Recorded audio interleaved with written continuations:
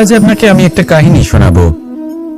রাধার সখী ললিতা একদিন প্রসাধন করছিল। ও দর্পণে নিজেকে দেখল, আর তখন ওর প্রসাধন ওর ভালো লাগলো না। ও বারংবার নিজের প্রসাধন বদলাতে থাকলো আর দর্পণের দিকে তাকালো। কখনো ফুল বদলালো, কখনো বস্ত্র বদলালো, কখনো আভূষণ বদলালো, কিন্তু কিছুতেই নিজের প্রসাধন ওর ভালো লাগলো না। ওর মনে হতে লাগলো যেন ওর রূপ ওকে ত্যাগ করেছে। ও এই কথা রাধাকে বলল। রাধা ওই দর্পণের দিকে তাকালো, একটা বস্ত্র নিল আর সেই দর্পণকে স্বচ্ছ করে তুলল। তারপর ললিতা ওই দর্পণের দিকে তাকালো আর ও নিজের উদ্ভাসিত রূপ দেখতে পেল, নিজের সৌন্দর্য দেখতে পেল। তাৎপর্য মালিন্য দর্পণে ছিল, তার রূপে নয়। ঠিক সেইভাবেই এই দর্পণের মতোই হলো আমাদের মন। যদি এতে মালিন্য থাকে তাহলে এই সংসারের সবকিছুই মলিন বলে মনে হবে। আপনি যদি এই সংসারের সৌন্দর্য দেখতে চান, এই সংসারের শুভ কি সেটা জানতে চান, তাহলে নিজের মনকে স্বচ্ছ করে তুলুন। আসুন আমার সাথে ভালোবেসে বলুন, রাধা রাধা।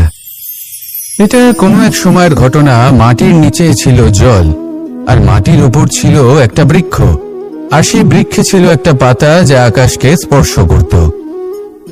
যখনই কোনো ব্যক্তি আসতেন, সেই পাতাকে দেখে তার প্রশংসা করতেন। তাই বলে, আকাশে সোনার মেঘ কত ছবি আঁকে, আপনার নাম কবু লিখে নাহি রাখে।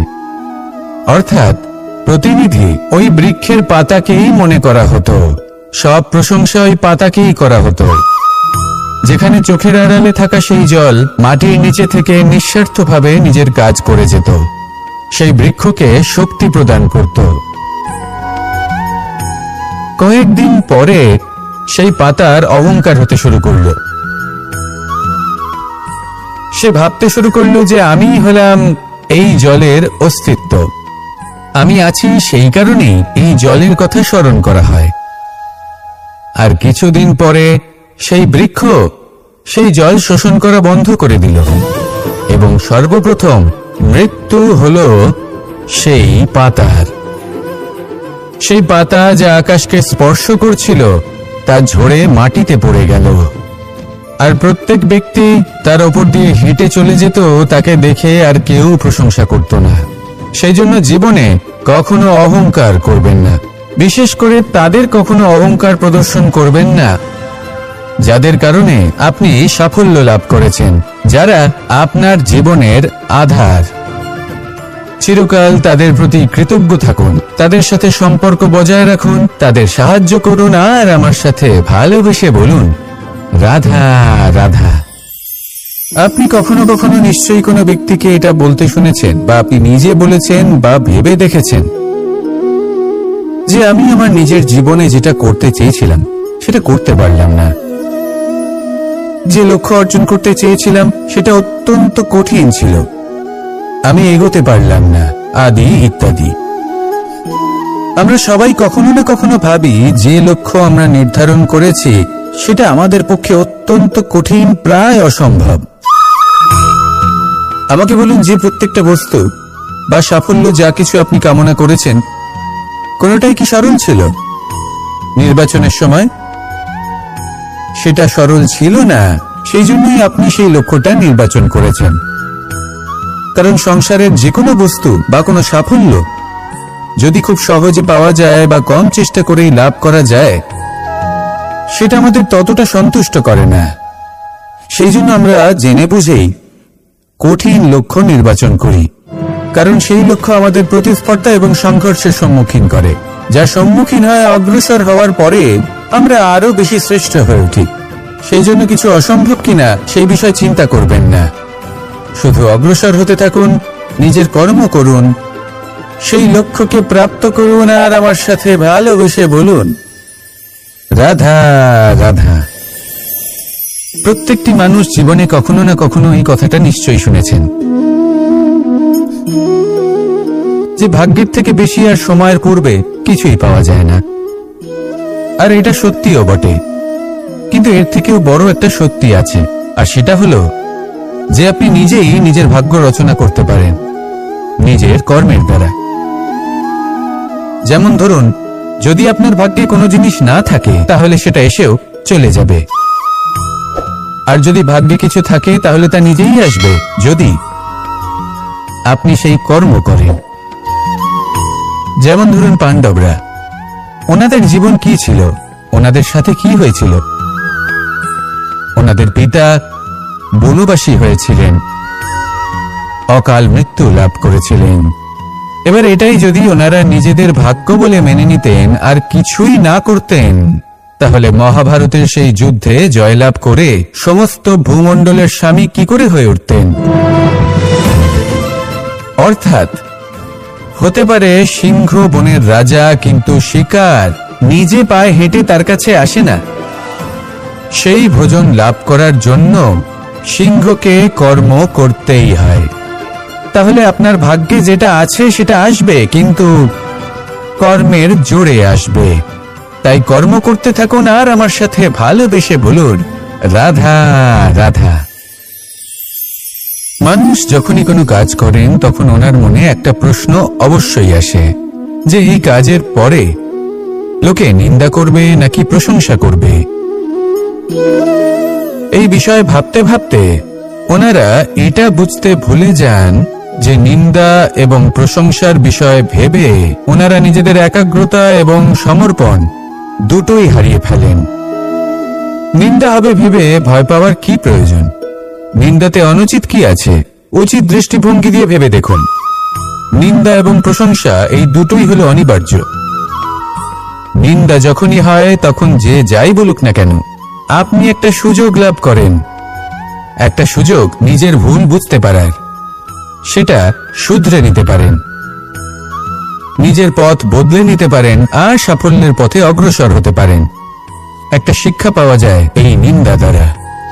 আর যখন প্রশংসা লাভ হয় তখন আমাদের মন আনন্দে ভরে ওঠে। এই দুটোই অত্যন্ত প্রয়োজনীয়। সেই জন্য নিন্দা এবং প্রশংসার এই খেলায় জীবনের অঙ্কটা বদলে ফেলবেন না, সেটা অনুচিত হবে। কারণ জীবন না শুধু নিন্দার বিষয় আর না শুধু প্রশংসার, জীবন হলো আত্মিক সুখের বিষয়। যখন আপনি কোনো শ্রেষ্ঠ কাজ করেন, আপনার মন আপনাকে বলে দেবে যে আজ আপনি কোনো শুভ কাজ করেছেন। সেটাই হলো আত্মিক সুখ, এটাই হলো জীবন। তাই নিন্দার মাধ্যমে যে দুঃখ জীবনে আসে বা ফেলে আসা অতীতের জন্য আপনার জীবনে যে দুঃখ আসে, সেগুলো ভাবা বন্ধ করে দিন আর কর্ম করুন এই বর্তমানের জন্য, আগামী ভবিষ্যতের জন্য। আসুন আমার সাথে ভালোবেসে বলুন, রাধা রাধা। দেখুন, এটা তো সবাই করে থাকেন, ধনের কামনা করা, ধন অর্জন করা, ঈশ্বরকে ধন্যবাদ জানানো, সবাই করেন, কিন্তু ফল সবাই পান না। কারণ বেশিরভাগ মানুষই পেছনে ফিরে তাকিয়ে এটা ভাবেন যে আমরা তো জীবনটা যাপনই করলাম না। এই জীবনে সবকিছু আছে, সম্পত্তি আছে, স্বাচ্ছন্দ্য আছে, সাফল্য আছে, শুধু সুখ আর শান্তি নেই। এবার এরকমটা কেন হয়? এর পেছনে কারণটা কি? কারণ হলো এটাই যে জীবনে বাঁচার যে বিধি আপনি নির্বাচন করেছেন তা কিছুটা অনুচিত। জীবনে কিভাবে বাঁচা উচিত, জীবনযাপন কিছুটা রীতি মেনে করা উচিত। অর্থাৎ সবাইকে ভালোবাসুন, কারোর সাথে ছলনা করবেন না, সম্পর্ক গড়ে তুলুন, তা পালন করুন। যদি ধন অর্জন করতে চান তাহলে নীতি মেনে করুন, ভেবেচিন্তে পরিকল্পনা করে। আবার বলবো, কারোর সাথে কোনো ছলনা নয়, কোনো অনুচিত কর্ম করবেন না ধন অর্জন করার জন্য। আর যদি ঈশ্বরকে ধন্যবাদ জানাতে চান তাহলে প্রীতি দ্বারা করুন।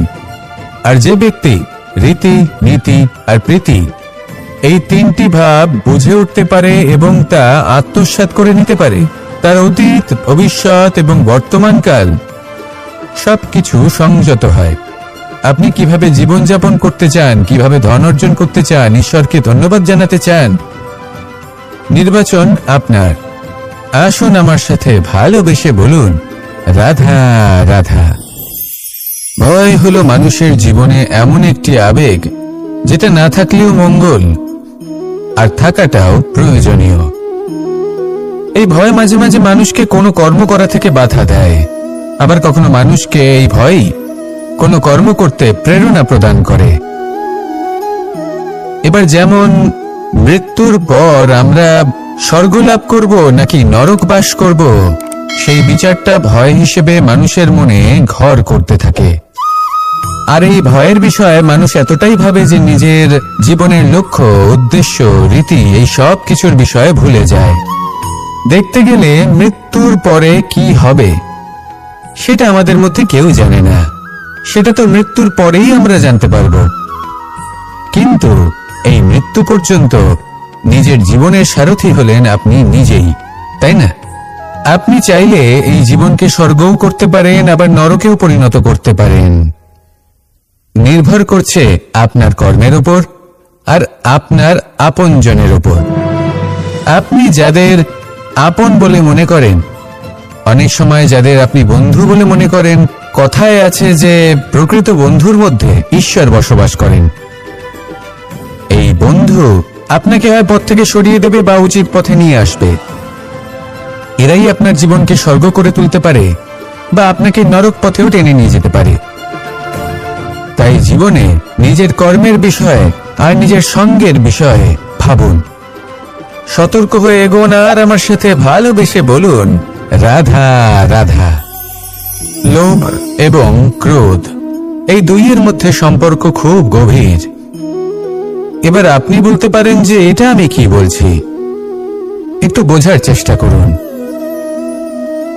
জীবনে যখনই আমরা কোনো বস্তু লাভ করতে চেষ্টা করি, তার বাসনা পোষণ করি, আর যখন সেই বস্তু আমাদের কাছে আসে, আমরা চাই যে এটা আমাদের সাথেই থাকুক, আমরা সেটা সংরক্ষণ করে রাখার চেষ্টা করি। লোভের জন্ম হয়। আর যখন তাকে সংগ্রহ করে নিজের কাছে ধরে রাখতে পারি না, যখন সেই বস্তু আমাদের থেকে দূরে চলে যায়, তখন সেই লোভ ক্রোধে পরিবর্তিত হয়ে যায়। এবার এই ক্রোধ কি করে? এই ক্রোধ আপনার মনে ভয় উৎপন্ন করবে, কিছু সন্দেহ উৎপন্ন করবে, মনে হবে যে যেন আমি সেই বস্তুর যোগ্যই ছিলাম না, আমার চেষ্টায় কোনো ত্রুটি ছিল, আমি কোনো অনুচিত কিছু করেছি। আর এই যে ভ্রম, সেটা আস্তে আস্তে আপনার মনকে ব্যাকুল করে তুলবে, আর এই ব্যাকুল মন আস্তে আস্তে আপনার যুক্তি তর্কের ক্ষমতাকে নাশ করে দেবে। তর্ক বিতর্কের শক্তি অর্থাৎ বিবেক। আর যখন আপনি নিজের বিবেক হারাবেন, তখন এমন মনে হবে যেন আপনি নিজের জীবন নষ্ট করেছেন। এর অর্থ এটা নয় যে জীবনে কামনা করবেন না, ইচ্ছে পোষণ করবেন না। অবশ্যই ইচ্ছে পোষণ করুন, আর যা কিছু লাভ করতে চান তা অর্জন করুন, কিন্তু তার প্রতি মনে লোভ জন্মাতে দেবেন না, সেটা অনুচিত ব্যাপার। একবার যদি লোভ জাগ্রত হয়, তাহলে সেটা আপনাকে আপনার পতনের দিকে নিয়ে যাবে। তাহলে লোভকে নিজের থেকে দূরে রাখুন, ক্রোধও আপনার থেকে দূরে থাকবে। আসুন আমার সাথে ভালোবেসে বলুন, রাধা রাধা। কখনো কখনো আমরা অনেক কিছু ভাবি, তারপর দুঃখী হয়ে যাই যে এত কিছু ভাবা সত্ত্বেও আমরা যে কর্ম করতে চেয়েছিলাম সেটা করতেই পারলাম না, যে লক্ষ্যটা আমরা লাভ করতে চাইছিলাম সেটা করতেই পারলাম না।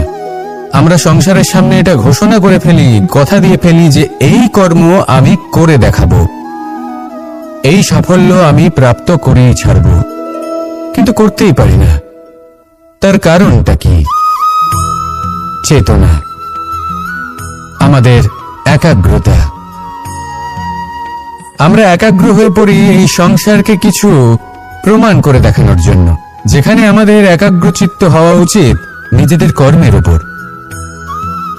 কোনো বস্তু বা কোনো সাফল্যের কামনা করা, তার জন্য পরিকল্পনা করা, তার জন্য কর্ম করা আর তা প্রাপ্ত করা, এটা আমাদের কর্তব্য। আর আমাদের মনোযোগ শুধু সেদিকেই কেন্দ্রীভূত হওয়া প্রয়োজনীয়। এই সংসারকে বলার কোনো প্রয়োজন নেই। একবার যদি আপনি কর্ম করে দেখান, তাহলে সংসার এমনিও দেখতে পাবে।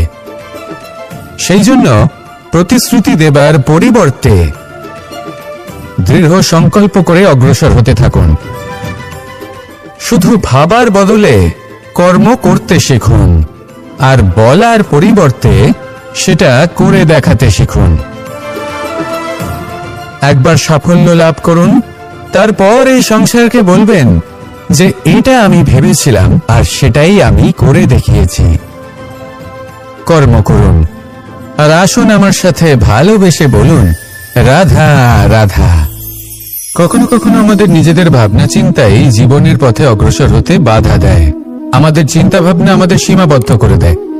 আমরা প্রত্যেক দিন পরিশ্রম করি, কিছু দেখি, কিছু লাভ করি, কোনো একটা স্থানে পৌঁছই, আর একটা সময় পরে মনে কেমন যেন একটা ভাবনা উৎপন্ন হয় যে আর কত দেখবো, এত কিছু তো দেখে নিলাম, এত কিছু তো লাভ করলাম, এত সাফল্য অর্জন করলাম, আর কত লাভ করব।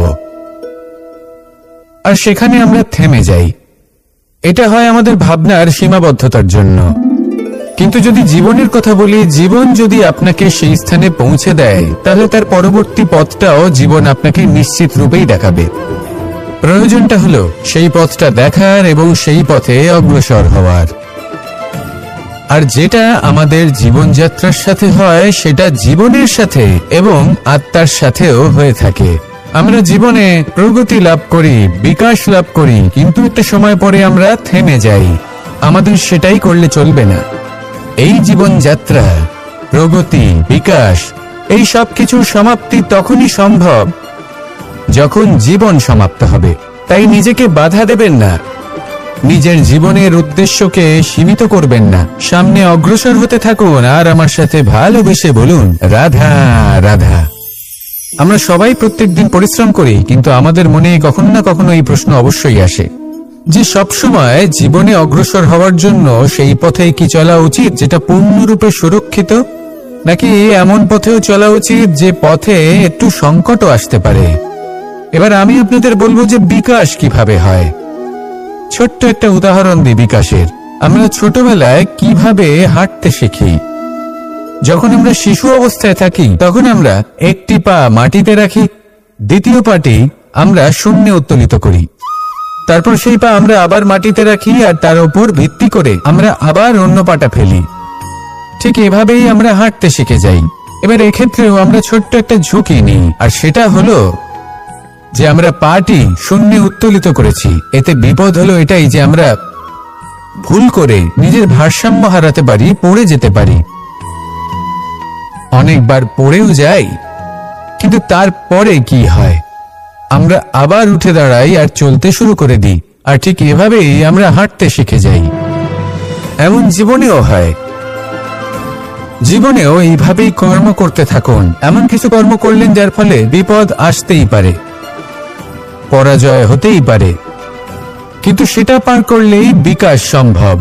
তাই কর্ম করতে থাকুন আর আমার সাথে ভালোবেসে বলুন, রাধা রাধা।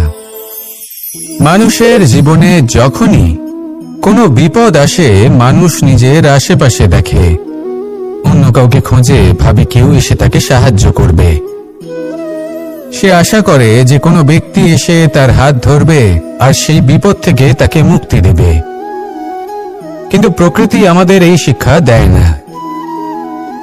কখনো কোনো পাখিকে দেখবেন, একটা পাখি যখনই কোনো ঝড় আসে কি করে, একটা ঝড় এসে তার বাসা ভেঙে দিয়ে যায়, তার বাসা নষ্ট করে দিয়ে যায়। সেই পাখি কিন্তু অপেক্ষা করে না যে কে তাকে এসে সাহায্য করবে। সে কখনো আশা করে না যে কেউ এসে তাকে আশ্রয় দেবে। সে নিজেই কর্ম করে, একটা একটা করে খড়কুটো সে আবার জড়ো করে আর নিজের বাসা পুনর্নির্মাণ করে। প্রকৃতি আমাদের এটাই শেখায় যে আমরা নিজেরাই প্রত্যেকটা সমস্যার সম্মুখীন হতে পারি। কারণ ঝড় অর্থাৎ সংকট আমাদের সবার জীবনেই আসবে, তার সম্মুখীন হতে হবে আমাদের, আর সেটাও নিজেদের শক্তি দ্বারাই। তার সম্মুখীন হওয়ার সময় নিজেদের সংযত করে রাখতে হবে, আর তার জন্য নিজের ওপর বিশ্বাস রাখা আবশ্যক। আর এই কথাটা বোঝাও আবশ্যক যে যত বড়ই সংকট আসুক না কেন, তার সাথে লড়াই করার মতো যে শক্তি প্রয়োজন, সেই শক্তি আমাদের মনেই নিহিত। শুধু সেই শক্তি খুঁজে নিন আর সেই বিপদের সম্মুখীন হন। এই সংসারের কোনো বিপদ আপনাকে বাধা দিতে পারবে না। আসুন আমার সাথে ভালোবেসে বলুন, রাধা রাধা। জীবনের যাত্রাপথে সব থেকে বেশি গুরুত্বপূর্ণ হলো সম্পর্ক। কারণ এই সম্পর্কগুলো আমাদের সেই ব্যক্তির সাথে পরিচিত করায় যাদের হাত ধরে আমরা এই জীবনযাত্রার পথে অগ্রসর হই। এবার এই সম্পর্কে আপনার কথাবার্তা, আপনার ব্যবহার, এটা অত্যন্ত গুরুত্বপূর্ণ। তাই প্রশ্ন হলো, যাদের সাথে আমাদের এই সম্পর্ক গড়ে উঠেছে তাদের প্রতি আমাদের আচরণ কেমন হওয়া উচিত, তাদের সাথে কেমন ভাবে কথা বলা উচিত। এর একটা বড়ই সহজ উত্তর আছে, দর্পণ। আপনি নিজেকে যেভাবে দর্পণে দেখেন সেভাবেই দর্পণের দিকে তাকান এবং কল্পনা করুন যে আপনার স্থানে সেই ব্যক্তি আছে আর সে আপনাকে দেখছে। এবার বুঝতে চেষ্টা করুন যে আপনার কেমন ব্যবহার হওয়া উচিত, তার আপনার ব্যবহার কেমন হলে ভালো লাগবে আর কেমন হলে তার অনুচিত বোধ হবে। শুধু এইভাবেই সেই ব্যক্তিকে বুঝতে চেষ্টা করুন। কখনো কোনো মানুষের ভালোবাসার প্রয়োজন হয়, কখনো পথপ্রদর্শনের প্রয়োজন হয়, কখনো তিরস্কারের প্রয়োজন হয়, কখনো কটু সত্যের প্রয়োজন হয়, বা কখনো শুধু সঙ্গর প্রয়োজন হয়। যদি দুজন ব্যক্তি এভাবেই একে অপরকে বুঝে অগ্রসর হন তাহলে এই সম্পর্ক আজীবন চলতেই থাকবে। আসুন আমার সাথে ভালোবেসে বলুন, রাধা রাধা। মানুষ সবসময় নিজেদের জীবনে ভবিষ্যতের বিষয়ে ভাবতে থাকে। কখনো উৎসাহিত হয়, কখনো চিন্তিত হয়, কখনো স্বপ্ন দেখে যে আমি ভবিষ্যতে গিয়ে খুব বড় কেউ হব, কখনো কল্পনা করে যে আমি কখনো সেই স্থানে গিয়ে পৌঁছব। দেখুন, ভবিষ্যতের কথা ভাবা অনুচিত কিছু নয়, কিন্তু এই ভবিষ্যতের কথা ভাবতে ভাবতে বর্তমানকে ভুলে যাওয়াটা অনুচিত। আজ মানে এই বর্তমান কিন্তু খুব আবশ্যক। আমাকে বলুন, আজ আপনি বর্তমানে যাই হন না কেন, সেটা এমন কেন? তার কারণটা কি? তার কারণ হলো অতীতকালে আপনার কর্ম আর আপনার নির্বাচন। সেই সকল কর্মের জন্যই আজকের এই বর্তমান কিছুটা এই রকম হয়েছে। ঠিক সেইভাবেই আপনার এই বর্তমান আপনার ভবিষ্যৎ রচনা করবে। ভবিষ্যতে এই বর্তমান অতীতকাল হতে চলেছে। আপনার ভবিষ্যতের আধার হলো এই বর্তমান। তাই শুধু স্বপ্ন দেখবেন না, শুধু কল্পনা করবেন না। যা কিছুই আপনি পেতে চান তার জন্য বর্তমানে থেকে কর্ম করুন। এই কর্মই আপনার ভবিষ্যৎ নির্মাণ করবে। আসুন আমার সাথে ভালোবেসে বলুন, রাধা রাধা। যখনই আমরা সূর্য আর চন্দ্রমার কথা বলি তখনই আমরা চন্দ্রমাকে কিছু কম বলে মনে করি, সূর্যকে বেশি গুরুত্ব দিই। কারণ সূর্যই আমাদের প্রকাশ দিয়ে থাকে, সারাদিন আমাদের প্রকাশ প্রদান করে। তার সামনে চন্দ্রমার এই তেজ কিছুটা ম্লান মনে হয়, বা দেখতে গেলে চন্দ্রমা স্বয়ং সূর্যের আলোয় আলোকিত হয় আর সেটা আমাদের কাছে পৌঁছে দেয়। কিন্তু এবার এর অর্থ তো এটা নয় যে চন্দ্রমা বিশেষ নয় বা তার কোনোই গুরুত্ব নেই। ঘন অন্ধকারে রাতের বেলায় যখন আমরা কিছুই দেখতে পাই না, তখন আমাদের কাছে এই প্রকাশ কে পৌঁছে দেয়? চন্দ্রমা।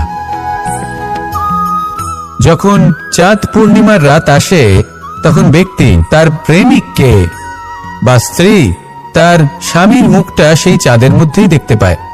একটা ছোট্ট বালক, ছোট্ট একটা শিশুর যখন রাতে ঘুম আসে না, সে ব্যাকুল হয়ে পড়ে, আমরা তাকে আকাশের এই চাঁদকে দেখাই, তাকে সন্তুষ্ট করে ঘুম পাড়িয়ে দিই। এই চন্দ্রমা কখনো অর্ধচন্দ্রমা হয়ে, কখনো লুপ্ত হয়ে গিয়ে, কখনো আবার জাগ্রত হয়ে ওঠে, এই সংসারকে প্রকাশ প্রদান করে। সে অসংখ্য প্রাণীর পথ প্রদর্শন করে। অর্থাৎ চন্দ্রমা হওয়া কোনো অংশে কম কিছু নয়। যদি আপনিও জীবনে নিজের তেজ সংসারের কাছে পৌঁছে নাও দিতে পারেন তাতে কিছুই যায় আসে না। যদি কারোর তেজ নিয়ে তেজস্বী হয়ে তার দ্বারা অন্য কারোর জীবনে আসার আলো ফুটিয়ে তুলতে পারেন তাতেও কিন্তু আপনার জীবন সার্থক। আসুন আমার সাথে ভালোবেসে বলুন, রাধা রাধা।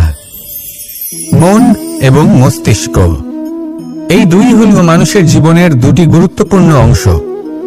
এবার আপনি বলবেন, এই দুইয়ের মধ্যে পার্থক্য কি? দুটোই তো সমান। না, যেটা আমি আপনাকে বোঝাতে চেষ্টা করছি সেটা ভালো করে বুঝুন। প্রথম, মন। এই মন অত্যন্ত চঞ্চল হয়। এর নিজের কোনো বিবেক থাকে না, সিদ্ধান্ত নেওয়ার কোনো ক্ষমতাই থাকে না। এই মন শুধু বয়ে চলে। আর দ্বিতীয় হলো মস্তিষ্ক, সেই অংশ যেখানে বুদ্ধির সঞ্চার হয়ে থাকে। এটা হলো জ্ঞান দ্বারা পরিপূর্ণ এবং অত্যন্ত প্রবলও হয়। বেশিরভাগ সময় জীবনের সঠিক সিদ্ধান্ত নেওয়ার ক্ষেত্রে এই মস্তিষ্কই আমাদের সাহায্য করে। সেখানেই মন মাঝে মাঝে আমাদের উচিত সিদ্ধান্ত নেওয়ার ক্ষেত্রে বাধা দেয়, কখনো সঠিক পথ থেকে সরিয়ে দেয়, কারণ চঞ্চল প্রবৃত্তি হওয়ার কারণে এটা অস্থির হয়ে থাকে। কখনো কখনো নেয়া সিদ্ধান্ত বদলাতেও এই মন আমাদের বাধ্য করে। সেই জন্য আপনি যদি জীবনের পথে অগ্রসর হতে চান, তাহলে মস্তিষ্কের সিদ্ধান্তে আস্থা রাখুন, পূর্ণরূপে নিজের সঙ্গী করে তুলুন। হতে পারে তখন আপনার এই মন বিদ্রোহ করে বসল, কিন্তু দৃঢ় নিষ্ঠার সাথে মস্তিষ্কের সিদ্ধান্তে আস্থা রাখুন। আস্তে আস্তে এই মন, যাকে আপনার শত্রু বলে মনে হচ্ছিল, আস্তে আস্তে সেটাও আপনার বন্ধু হয়ে উঠবে আর আপনাকে সাহায্য করবে। আসুন আমার সাথে ভালোবেসে বলুন, রাধা রাধা। এই সংসারে প্রত্যেক ব্যক্তি নিজের সংগ্রাম করে চলেছে। প্রত্যেক ব্যক্তির নিজের লড়াই আছে, আর সেই রণভূমিতে প্রত্যেক ব্যক্তি নিজের যুদ্ধে লড়াই করছেন। আর যদি যুদ্ধের কথা বলি, সেখানে কেউ বিজয়ী হয় বা কেউ পরাজিত। আর এখানে এটা বোঝা অত্যন্ত প্রয়োজনীয় যে কোথায় পরাজয়টা হওয়া গুরুত্বপূর্ণ আর কোথায় বিজয় লাভ করাটা গুরুত্বপূর্ণ। যদি আপনার এই যুদ্ধটা আপনার আপনজনের সাথে হয়, তাহলে সেখানে পরাজিত হওয়াটাই শ্রেয়, কারণ সেখানে পরাজিত হয়ে আপনি প্রসন্নতা লাভ করবেন। কিন্তু যদি এই যুদ্ধটাই আপনার নিজের সাথে হয়, নিজের মনের সাথে, নিজের মানসিকতার সাথে হয়, তাহলে এতে আপনাকে জয়ী হতে হবে। এই সংসারের যে কোনো যুদ্ধ হোক না কেন, সেটা রণভূমির পূর্বে এই মনের মাঝে লড়তে হয়। এবার যদি এই মন আপনার উপরে বিজয় লাভ করে, তাহলে রণভূমিতে আপনি পরাজিত হবেন। কিন্তু যদি আপনি এই মনের উপর বিজয় লাভ করতে পারেন, তাহলে এই সমগ্র সংসারে এমন কোনো স্থান নেই, এমন কোনো রণভূমি নেই যেখানে আপনি জয়লাভ করতে পারবেন না। আসুন আমার সাথে ভালোবেসে বলুন, রাধা রাধা। এই যে সূচ দেখছেন, এর স্বভাব হলো গেঁথে যাওয়া। আর যদি এটা গেঁথে যায়, তাহলে এটা যন্ত্রণা দেবে। আর এটা হলো সুতো। যদি এই সুতোটা কোনো ঘড়ির সাথে বেঁধে দেওয়া হয় এবং এই ঘড়িটা ওড়ানো হয়, তাহলে অন্য কোনো ঘড়ির সুতো কাটতে এটা সাহায্য করতে পারে।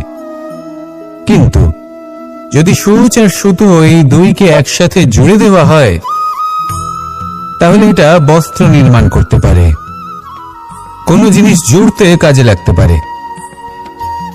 এটাই হলো সংগঠনের শক্তি। যদি আপনি একত্রিত হতে পারেন আর একটি দিশায় অগ্রসর হন, তাহলে নেতিবাচক শক্তিও ইতিবাচক শক্তির রূপ ধারণ করতে পারে। এই সংসারে প্রত্যেক দিন নতুন কিছু সৃজন হচ্ছে। কিছু মানুষ একত্রিত হন, কিছু নতুন নির্মাণ করেন। কিন্তু এই ক্ষেত্রে এটা বোঝা প্রয়োজন যে আমরা কেমন সঙ্গ লাভ করছি, কার সাথে আছি। যদি আপনি সুতো হন আর ঘড়ির সাথে যুক্ত হন, তাহলে হয় অন্য ঘড়ি কাটবেন বা অন্য কোনো ঘড়ি আপনাকে কাটবে। কিন্তু যদি আপনি সুতো হন আর সূচের সাথে যুক্ত হয়ে যান, তাহলে আপনি নির্মাণ করতে পারবেন, জোড়ার কাজ করতে পারবেন, শ্রেষ্ঠ কর্ম করবেন। এই কথা মনে রাখুন আর আমার সাথে ভালোবেসে বলুন, রাধা রাধা। কর্ম কে করলেন আর কে নিজের প্রাণ হারালেন? রেশমের কীট। আর লাভবান কে হলেন? মনুষ্য জাতি। এর দ্বারা আমরা কি শিক্ষা পেলাম? যে এই সংসারে আমরা যে কর্মই করি, সৎকর্ম করি বা অপকর্ম করি, তার থেকে লাভবান যে কেউ হতে পারেন। আমাদের বন্ধু হোক, পরিবার পরিজন হোক বা সংসারের যে কোনো ব্যক্তি হোক, যে কেউ লাভবান হতে পারেন, কিন্তু সেই কর্মের ফল কিন্তু আমাদেরই ভোগ করতে হয়। যদি আপনি সৎকর্ম করেন, তাহলে তার শুভ ফল আপনিই পাবেন। তার থেকে লাভবান হয়তো এই সংসারে যে কেউ হতে পারেন। সেরকমই যদি আপনি অপকর্ম করে থাকেন, তার থেকে সংসারের যে কোনো ব্যক্তি যতই লাভবান হোক না কেন, তার থেকে ক্ষতি আপনাকেই ভোগ করতে হবে। তাহলে আপনি কি সুফল চান নাকি ক্ষতিগ্রস্ত হতে চান, সেটা নির্ভর করছে আপনার কর্মের উপর। তাহলে ভেবেচিন্তে কর্ম করুন আর আমার সাথে ভালোবেসে বলুন, রাধা রাধা। প্রতিষ্ঠা এবং চরিত্র মানুষের জীবনের দুটি গুরুত্বপূর্ণ অংশ। যখন মানুষ ধন অর্জন করে, ঐশ্বর্য লাভ করে, জীবনযাপনের সামগ্রী ক্রয় করতে পারে, তখন সে প্রতিষ্ঠিত হয়। আর এই চরিত্র, সেটা হলো মানুষের শ্রেষ্ঠ স্বভাব আর তার সৎকর্ম, এইসবের ফল। মানুষ এই প্রতিষ্ঠাকেই নিজের জীবনের অস্তিত্ব বলে মনে করে ফেলেন, আর সেটা অর্জন করার জন্য সবকিছু করতে প্রস্তুত হয়ে যান, এমনকি নিজের চরিত্রকেও বাজি রাখতে প্রস্তুত হয়ে যান। কারণ মানুষ একটা কথা জানেন না, যে যদি প্রতিষ্ঠা নাশ হয়ে যায়, তাহলে তার দ্বারা কিন্তু জীবন নাশ হয় না। আবার পরিশ্রম করে, নিরন্তর প্রয়াস করে প্রতিষ্ঠা আবার অর্জন করা সম্ভব। কিন্তু একবার যদি আপনার চরিত্র নাশ হয়ে যায়, তাহলে আপনার জীবন পূর্ণরূপে নষ্ট হয়ে যাবে, এই কথাটা নিশ্চিত। আর আবার এই চরিত্র নির্মাণ করা সম্ভব নয়। মানুষের জীবনের আসল অস্তিত্ব হলো তার চরিত্র। যদি কোনো ব্যক্তির চরিত্র অত্যন্ত শ্রেষ্ঠ মানের হয়, তাহলে সে এই সংসারের সবকিছু লাভ করতে পারবে যেগুলো তার প্রয়োজন। হতে পারে সে যাবতীয় ভৌতিক সামগ্রী সেই মাত্রায় হয়তো সে নাও পেতে পারে যতটা আমরা কামনা করছি, কিন্তু তার জীবন এবং তার অন্তর্মন সুখ এবং আনন্দ দ্বারা পরিপূর্ণ হয়ে থাকবে, এই কথাটা নিশ্চিত। সেই জায়গায় এমন অনেক ব্যক্তি যারা প্রতিষ্ঠিত, তারাও কিন্তু অন্তর্মন এবং জীবনের এই সুখ লাভ করতে পারেন না। এবার আপনি কি অর্জন করতে চান, সেটা আপনাকে বুঝতে হবে। আসুন আমার সাথে ভালোবেসে বলুন, রাধা রাধা। আজ আপনাকে আমি একটা কাহিনী শোনাবো। রাধার সখী ললিতা একদিন প্রসাধন করছিল। ও দর্পণে নিজেকে দেখল, আর তখন ওর প্রসাধন ওর ভালো লাগলো না। ও বারংবার নিজের প্রসাধন বদলাতে থাকলো আর দর্পণের দিকে তাকালো। কখনো ফুল বদলালো, কখনো বস্ত্র বদলালো, কখনো আভূষণ বদলালো, কিন্তু কিছুতেই নিজের প্রসাধন ওর ভালো লাগলো না। ওর মনে হতে লাগলো যেন ওর রূপ ওকে ত্যাগ করেছে। ও এই কথা রাধাকে বলল। রাধা ওই দর্পণের দিকে তাকালো, একটা বস্ত্র নিল আর সেই দর্পণকে স্বচ্ছ করে তুলল। তারপর ললিতা ওই দর্পণের দিকে তাকালো, আর ও নিজের উদ্ভাসিত রূপ দেখতে পেল, নিজের সৌন্দর্য দেখতে পেল। তাৎপর্য মালিন্য দর্পণে ছিল, তার রূপে নয়। ঠিক সেইভাবেই এই দর্পণের মতোই হলো আমাদের মন।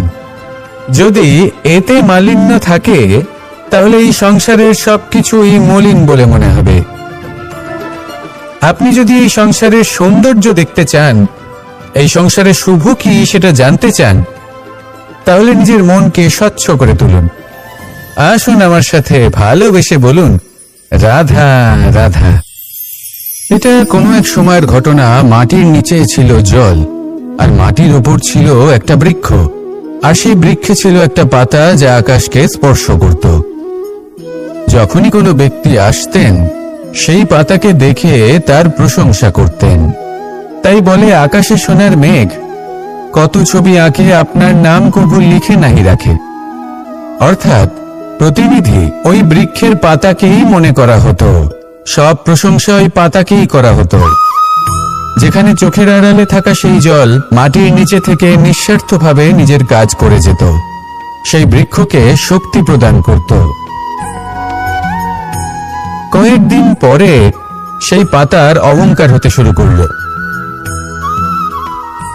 সে ভাবতে শুরু করলো যে আমি হলাম এই জলের অস্তিত্ব, আমি আছি সেই কারণেই এই জলের কথা স্মরণ করা হয়।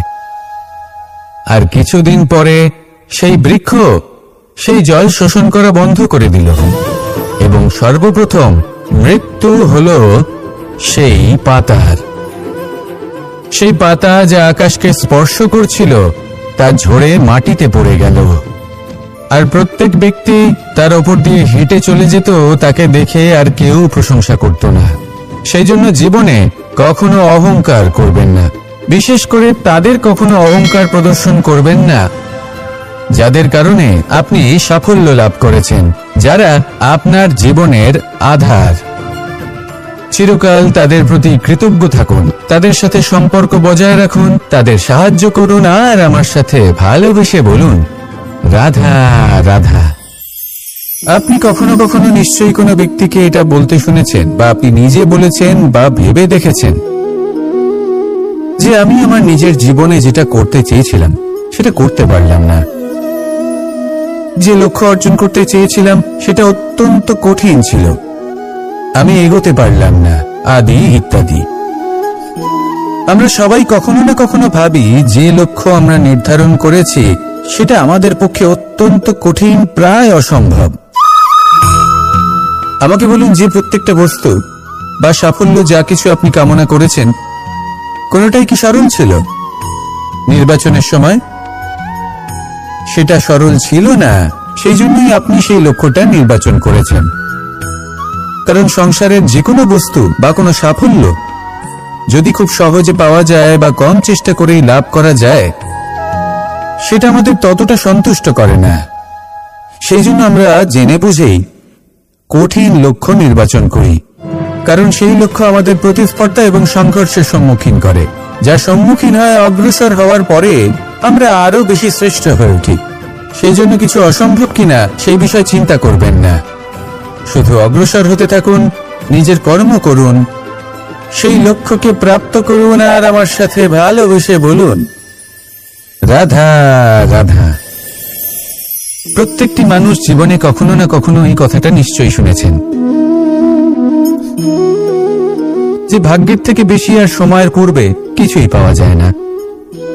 আর এটা সত্যিও বটে, কিন্তু এর থেকেও বড় একটা সত্যি আছে, আর সেটা হলো যে আপনি নিজেই নিজের ভাগ্য রচনা করতে পারেন নিজের কর্মের দ্বারা। যেমন ধরুন, যদি আপনার ভাগ্যে কোনো জিনিস না থাকে তাহলে সেটা এসেও চলে যাবে, আর যদি ভাগ্যে কিছু থাকে তাহলে তা নিজেই আসবে, যদি আপনি সেই কর্ম করেন। যেমন ধরুন পাণ্ডবরা, ওনাদের জীবন কি ছিল, ওনাদের সাথে কি হয়েছিল? ওনাদের পিতা বনবাসী হয়েছিলেন, অকাল মৃত্যু লাভ করেছিলেন। এবার এটাই যদি ওনারা নিজেদের ভাগ্য বলে মেনে নিতেন আর কিছুই না করতেন, তাহলে মহাভারতের সেই যুদ্ধে জয়লাভ করে সমস্ত ভূমণ্ডলের স্বামী কি করে হয়ে উঠতেন? অর্থাৎ হতে পারে সিংহ বনের রাজা, কিন্তু শিকার নিজে পায়ে হেঁটে তার কাছে আসে না। সেই ভোজন লাভ করার জন্য সিংহকে কর্ম করতেই হয়।